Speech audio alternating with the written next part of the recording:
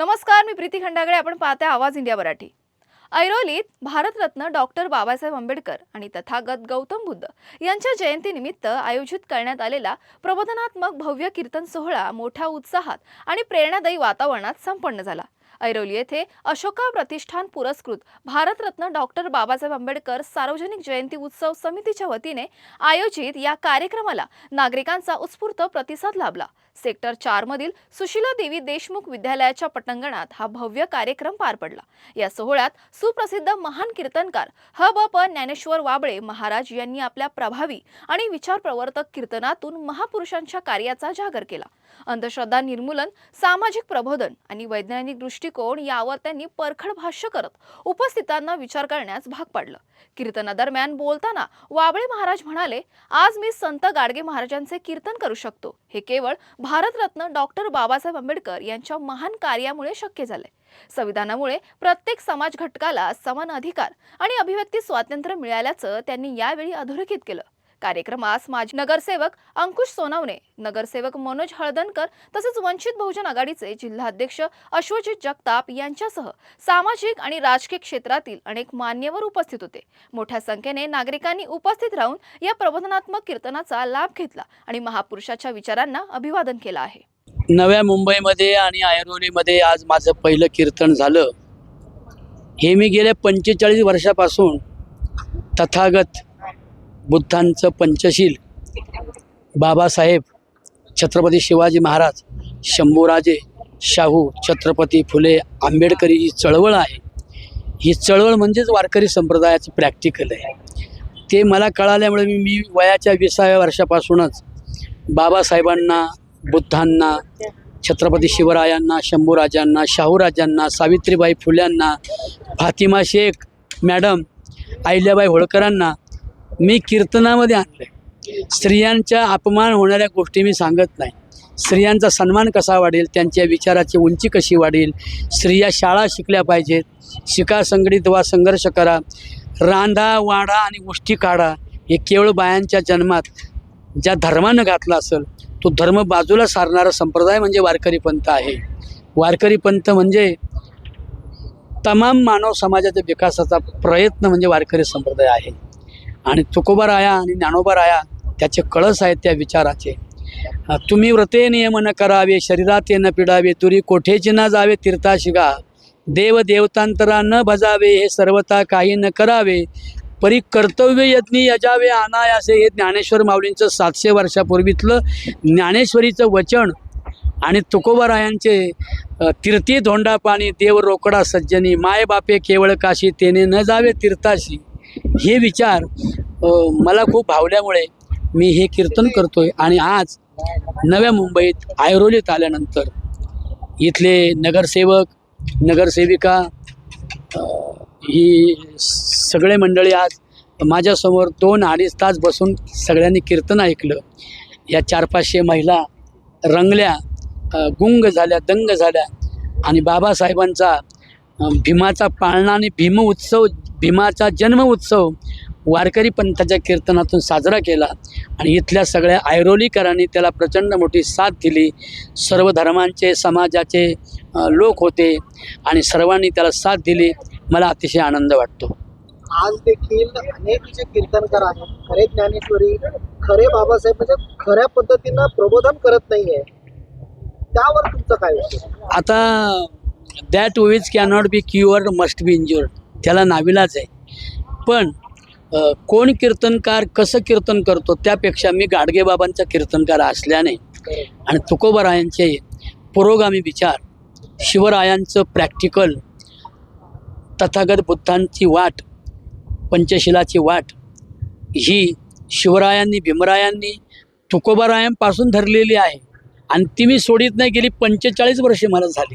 म्हणून तुकोबाराय म्हणतात, कोण्याही जीवाचा न घडो मत्सर, वर्म सर्वेश्वर पूजनाचे. त्यामुळे कोणता कीर्तनकार कोणतं कीर्तन करतो आणि त्या विषयावर मी कधी बोलतही नाही आणि ती चर्चाही करत नाही. पण मी माझं कीर्तन वारकरी पंथामध्ये गाडगेबाबांना आणलं आहे किंवा बाबासाहेबांना आणलं आहे, बुद्धांना आणलं आहे, तथागतांना, शिवरायांना आणलंय, भीमरायांना आणलंय, शंभूराजांना आणलंय. मगाशी बोलल्याप्रमाणे सगळ्या महामानवांना मी कीर्तनात आणलंय.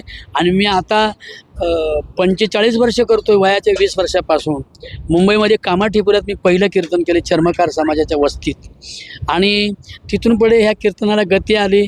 मान्यवरांनी, मोठ्या लोकांनी, फडणवीस साहेबांनीसुद्धा, एकनाथ शिंदे साहेबांनीसुद्धा, परत सांगतो तुम्हाला अशोकराज चव्हाण होते तेव्हापासूनचे सगळे मुख्यमंत्री दरवर्षी पंढरपूरला माझ्या कीर्तनात बसायला येतात. त्याचा मला स्वाभिमान वाटतो की हे मानवतेचे विचार जर मोठ्या लोकांनी घेतले तर सामान्य लोक आपोआप घेतात. म्हणून मी इतर कीर्तनकारांबद्दल मी काही बोलणार नाही. अशोक खरात यांच्या ज्या प्रवचन असेल किंवा त्यांच्या मंदिरात लाखो लोक जायचे, पण कुठंतरी कीर्तनामध्ये फार कमी लोक पाहायला मिळतोय. तर सध्याची महाराष्ट्राची परिस्थिती काय असं तुम्हाला वाटतं? सध्याची महाराष्ट्राची परिस्थिती अशी वाईट आहे की जणू काय वारकरी संप्रदाय पुसायचंच काम चालवलं आहे. बाहेरचे महाराज येऊन काहीतरी अंधश्रद्धेवर बोलतात. मग असं मी सांगितलं, एक बेलाचं पान ठेवलं की महादेवाच्या पिंडीवर की तुमचा मुलगा अभ्यास करण्याशिवाय पास होतो, IAS होतो वगैरे, हे जे आहे ते तुकोबाराय पुसल्यासारखंच आहे ना. तुकोबाराय म्हणतात, नवसे कन्या पुत्र होती तरी का करणे लागे पती, ब्राह्मण मुहूर्त सांगती तरी का बालविधवा होती, ऐसा कैसा तुमचा देव येतो बकऱ्याचा जीव, मुक्या जीवा करिता वध दगडा दाविता नैवेद्य. असे कितीतरी पुरोगामी विचार तुकोबारांचे आजची ही लोक पुसायला लागलीत की काय. पण मला विश्वास आहे आंबेडकरी चळवळ आणि वारकरी पंथातले पुरोगामी विचारातले कीर्तनकार, मग माझ्याबरोबर विकास लवांडे आहेत, माझ्याबरोबर श्यामसुंदर सोडणर महाराज आहेत, माझ्याबरोबर कृष्णदास महाराज उबाळे आहेत, माझ्याबरोबर उल्हास महाराज पवार आहेत, माझ्याबरोबर मामासाहेबांच्या शिक्षण संस्थेचे विश्वस्त असलेले डॉक्टर साहेब, मला नाव आठवणं त्यांचं, शास्त्री भोकेले, दिनकर शास्त्री भोकेले आहेत.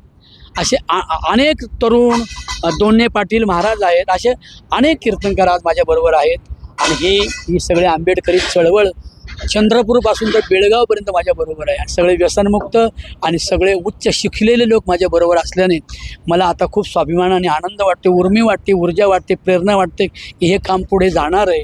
आणि चंद्रसूर्य आहे तोपर्यंत बाबासाहेबांचे, तथागतांचे, शिवरायांचे, भीमरायांचे आणि माझ्या विठ्ठलाचे, चंद्रभागेच्या वाळवंटाचे, वारकरी संप्रदायाचे विचार जिवंत राहतील असा मला विश्वास आहे.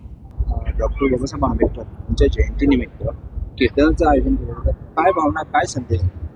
या ठिकाणी सेक्टर 4मधील सार्वजनिक डॉक्टर बाबासाहेब आंबेडकर जयंती मंडळाच्या वतीने दरवर्षी अनेक उपक्रम या ठिकाणी राबवले जातात व बाबासाहेब जयंतीनिमित्त अनेक चांगले कार्यक्रम, दर्जेदार कार्यक्रम या ठिकाणी होत असतात.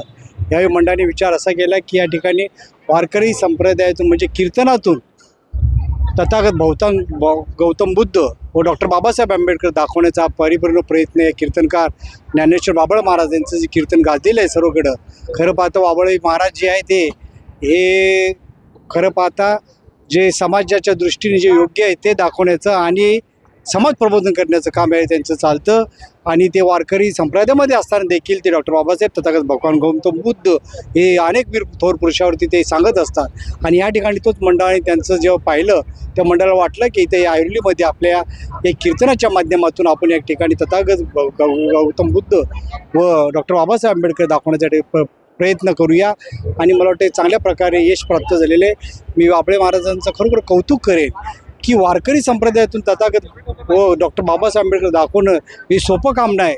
आणि त्यांनी ह्याच्यातून त्यांनी हे दाखवले. आणि मला वाटतं उपस्थित लोक सर्व जागेवर खेळून बसलेले आणि खरोखर एक चांगला उपक्रम या ठिकाणी झालेला आहे असं मला या ठिकाणी वाटतं. नक्कीच लोकांना आवडला असेल.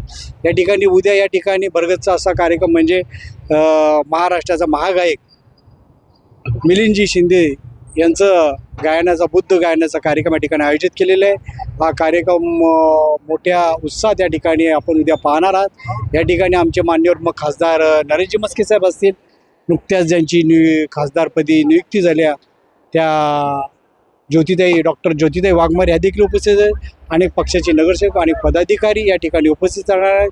शिंदेसाहेब देखील जर त्यांना वेळ मिळाला तर निश्चित स्वरूपात ते देखील या ठिकाणी कार्यक्रमाला त्यांनी तसं आश्वासन दिलेलं आहे. जर कुठं कार्यक्रमात एंगेज नसतील तर निश्चित स्वरूपात या ठिकाणी येतील.